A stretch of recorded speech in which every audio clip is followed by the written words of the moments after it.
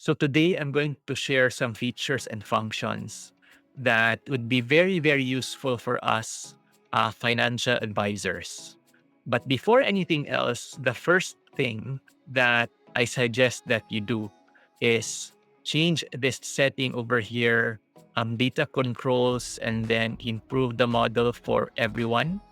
So I do suggest that you turn that off so that OpenAI would not be able to use your conversations to train their models.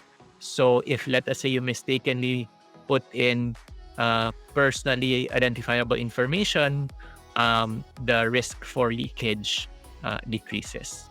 All right. So after taking that off, then you can go ahead and go to personalization and then turn on custom instructions. So this is where you can customize ChatGPT so that it can respond to you a certain way. We'll just complete some of the questions here. So Jed, financial advisor, mortgages, insurance, and based in New Zealand. All right. So for the third question, what traits should ChatGPT have? We have several options. I suggest that we choose the first two.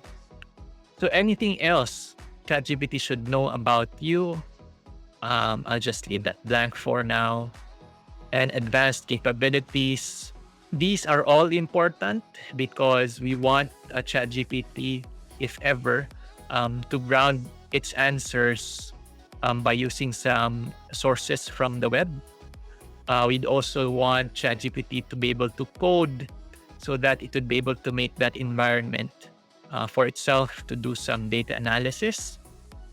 And Canvas is just some sort of visualization if you're trying to make a certain HTML file, for example. So that has been saved, and now we can go to memory. So memory, we just enable these two here. Basically, throughout your conversations with ChatGPT, it would be able to remember some sort of context. So if you ask similar questions and then it gave you an answer that you like, it would be able to answer the same way moving forward. So it really personalizes your whole experience. So for managed memories here, you'd be able to see later on as you converse with ChatGPT several points of or several memories that ChatGPT saved so that it would be able to reference those memories in answering you moving forward. After having completed that, now we go to one of the more important features of ChatGPT, which is to make your own specific GPTs. And it's quite easy to do. You just click on GPT and then on your upper right, click on create button. But because you already have made one, let's just do that.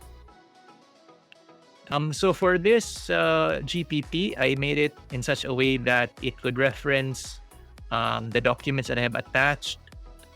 Specifically, these are insurance policy wording, so that if I ask it a question, for example, if this specific condition is covered, instead of me going through all of those documents, I can just ask this policy wording researcher, and then it would go through the documents and it would also cite which part of the document it sourced its information from. So you can have many GPTs, specialized GPTs. So for example, you're a wealth advisor or you're a mortgage advisor, they have different documents, different logic, and different rules of recommending plans. So you can feed all of those documents to a specific GPT. And then let us say you want to do an analysis of your client's financial position, it would be able to give you a specific answer based on what you gave it. At this point, you already have covered most of the customization features of ChatGPT. And in the next video, I'm going to talk about deep research, data analysis, creation of tasks, and projects. So thank you for bearing with me. I hope you have learned something from this video session, and I will see you next time.